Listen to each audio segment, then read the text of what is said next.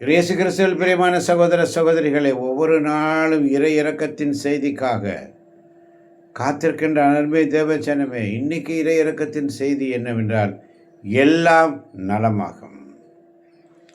ஆமேன், ஆமேன், ஆமேன். எல்லாம் நலமாகும். எல்லாம். நீ மிக அதிகமாக உருக்குலைந்து சிதைந்து போயிருப்பதாக நினைக்கும் போது, நீ மிக அதிகமாக உருக்குலைந்து சிதைந்து போயிருப்பதாக நினைக்கும் போது செபிப்பது சுலபம் அல்ல. செபிக்க முடியாது. நீ மிக அதிகமாக உருக்குலைந்து சிதைந்து போயிருக்கிறாய் என்று உன் உள்ளத்தில் நினைத்து கொண்டால் உன்னால் ஜெபிக்க முடியாது. ஆனால் நான் உன்னோடு இருக்கிறேன் என்பதை நீ மறவாதே. ஆத்துமாவே நன்றி சொல்லு முழு உள்ளத்தோடு. நான் உன்னோடு இருக்கிறேன் என்பதை நீ மறந்து போகிறாய். மறவாதே. எனது உதவியினால் உன் இதயத்தை இறை அமைதிக்கு திறக்க விரும்புகிறேன். நீ திறந்து கொடுப்பாயா? என் உதவியினால் உன் இதயத்தை இறை அமைதிக்கு திறக்க விரும்புகிறான். நேற்று செய்ததை விட இன்று கடவுளையும் என்னையும் அதிகமாக நீ தேட வேண்டும் என்று ஆவியானவர் விரும்புகிறார். என் குழந்தாய், உனக்கு ஒரு சிறப்பான அருளை தருகிறேன். என்னிடமிருந்து அதை ஏற்றுக்கொள். அது உன்னுடையது. ஜெபி, தொடர்ந்து செல். எல்லாம் நலமாகும். அதனால தான் செப்பானியா 3:17 சொல்லுகிறது. செப்பானியா 3:17, உன் கடவுளாகிய ஆண்டவர் உன் நடுவில் இருக்கிறார். அவர் மாவீரர், மீட்பளிப்பவர். உன் பொருட்டு அவர் மகிழ்ந்து களி கூறுவார். தம் அன்பினால் உனக்கு புத்துயிர் அளிப்பார். உன்னை குறித்து மகிழ்ந்து ஆடி பாடுவார். எல்லாம் நலமாகும். உன் கடவுளாகிய ஆண்டவர் உன் நடுவில் இருக்கிறார். வாசிக்க கேட்போமா? செப்பானியா 3:17. ஆமென்.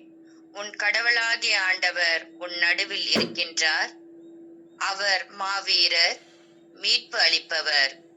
உன் பொருட்டு அவர் மகிழ்ந்து களி கூறுவார்.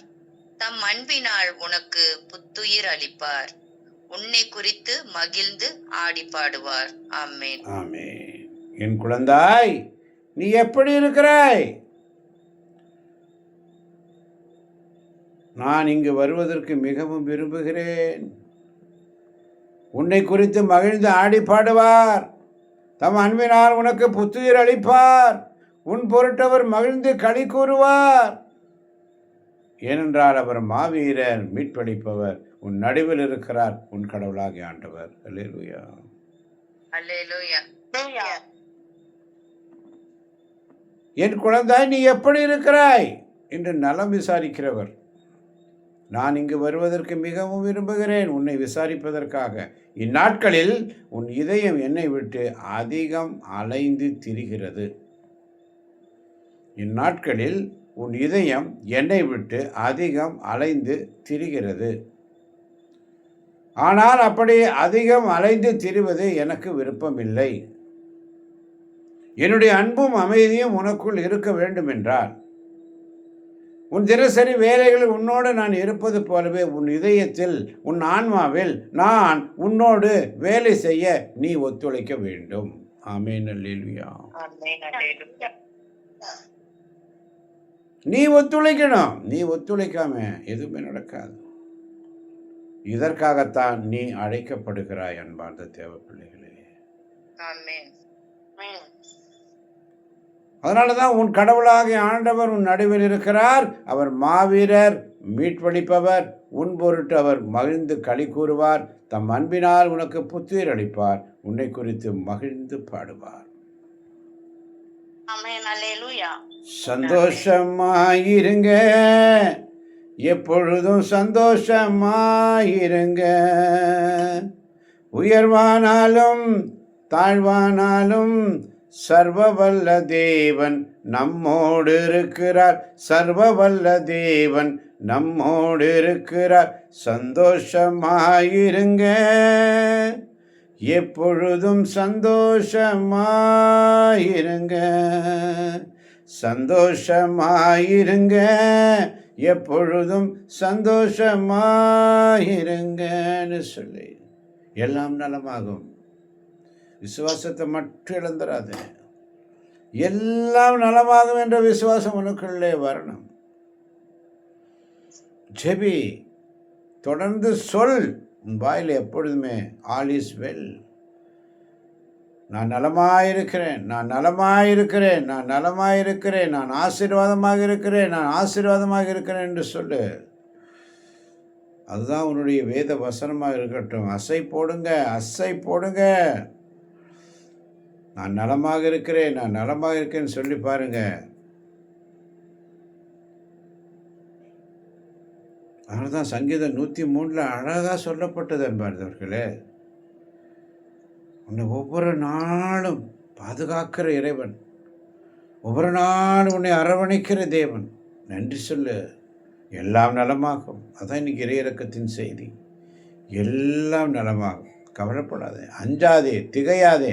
நான் உன் கூட இருக்கிறேன்ற வாக்குத்தத்தம் இருக்குது. அந்த வசனம் உனக்குள்ள பதியில விதைக்கப்படலை, விதைக்கப்படணும். நல்ல மனசில் விதைக்கப்படணும்.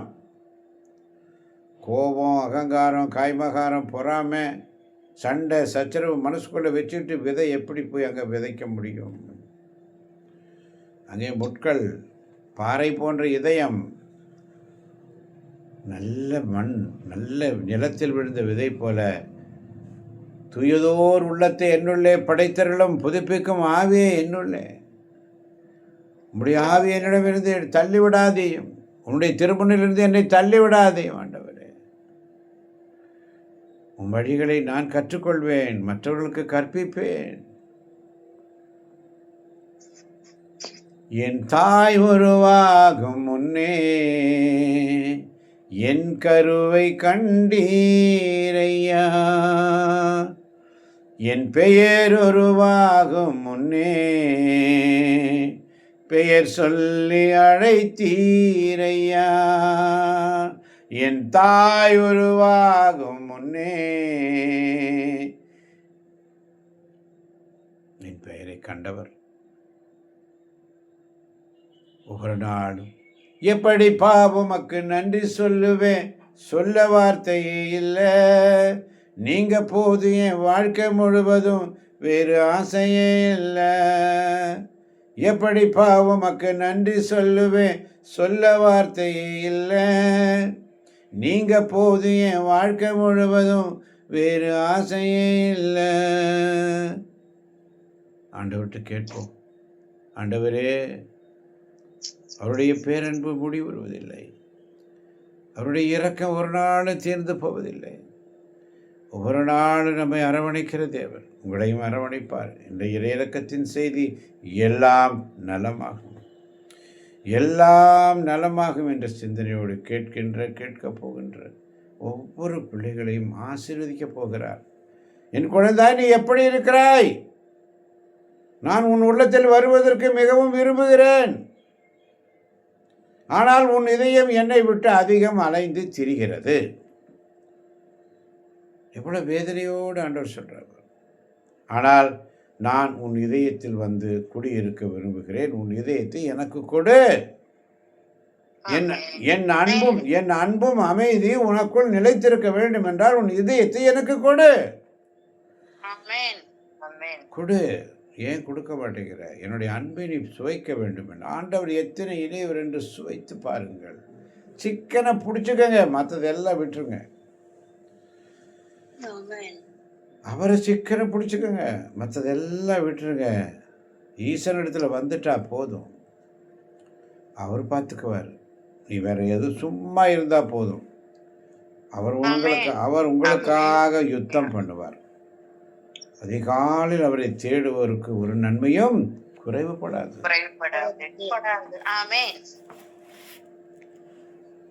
ஒவ்வொரு நாள் அவருடைய சமூகத்தில் ஒரு நாள் அவருடைய எல்லாம் நலமாக என்ற விசுவாசம் உனக்கு வரணும்.